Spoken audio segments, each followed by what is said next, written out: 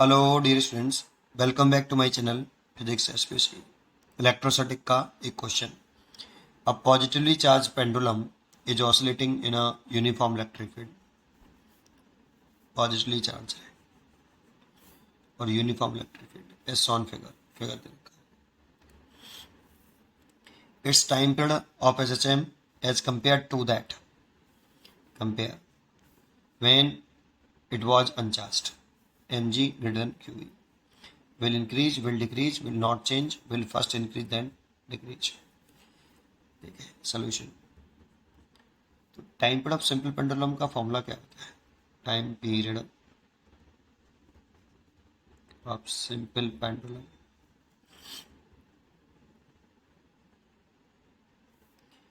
T is equal to 2 pi under root L upon G factor. और ये formula हम तब लगा सकते हैं when pendulum is subjected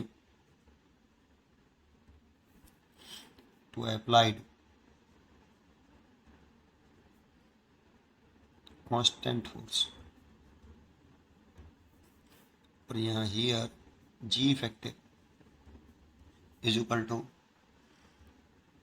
tension in the string at mean position. Important ये है, at mean position.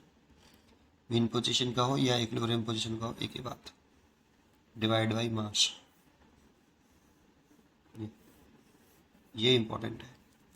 Mean position पर ध्यान रखना है, इंपॉर्टेंट है मीन पोजीशन। टेंशन तो लिखना है, mean position divide by mass, mass अब भाव।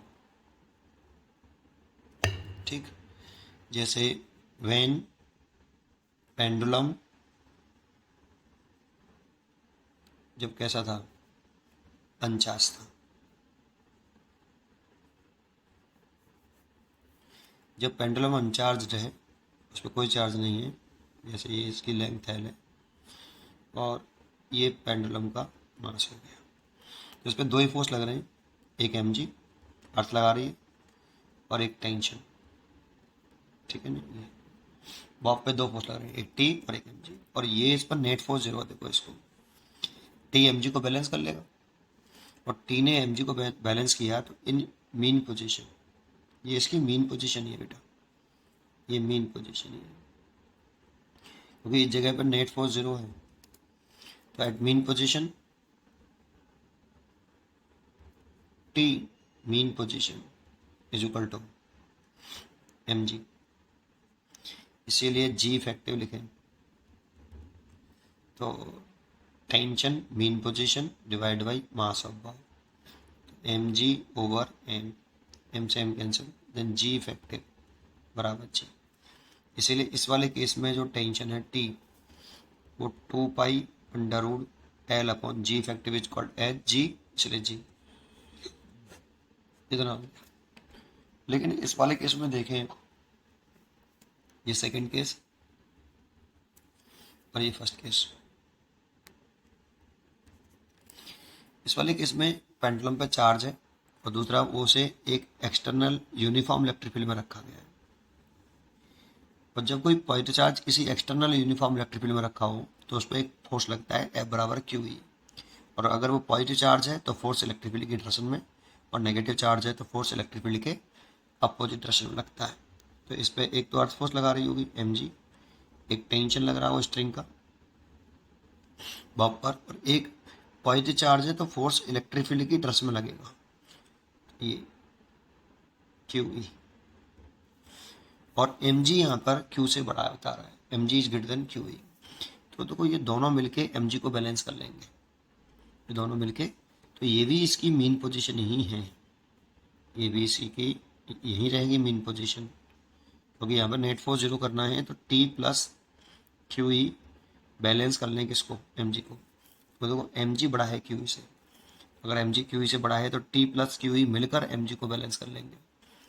इसलिए T, ये भी मीन पोजीशन पे टेंशन निकला, mean position mg minus QE, इसीलिए G इफेक्टिव लिखे, टेंशन एट मीन पोजीशन। और ये सारे कांस्टेंट फोर्सेस हैं ओवर मास ऑफ बॉल।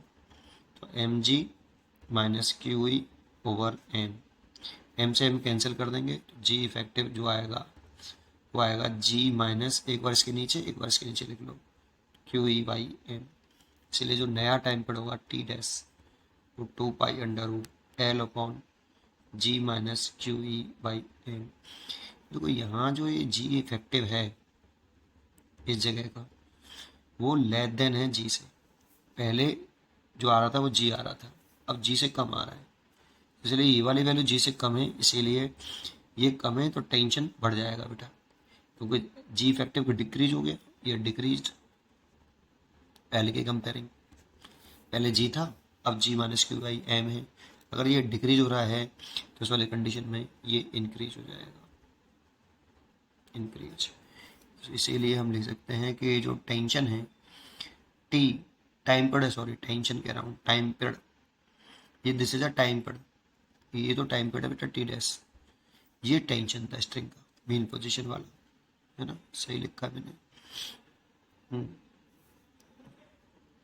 ये टेंशन है बेटा एट मीन पोजीशन, है ना, ये टेंशन है मीन पोजीशन, और ये टाइम पीरियड है,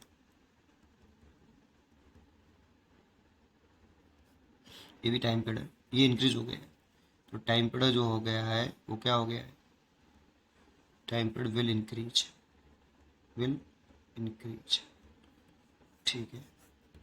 इसलिए इसकी जो चॉइस हो गई वो ए। उम्मीद करता हूँ कि आपको ये क्वेश्चन भी समझ में आएगा और इस टाइप के आप बहुत सारे क्वेश्चन और भी कर पाएंगे। बस ये ध्यान रखना टेंशन जो लेना वो मीन पोजीशन में लेना, है ना, और टेंशन मीन पोजीशन का मतलब होता है जहाँ नेट फोर्स 0 हो, ठीक है। बस इतना ही इसका कंसेप्ट है, पढ़ते रहिए और खुश रहिए, थैंक यू।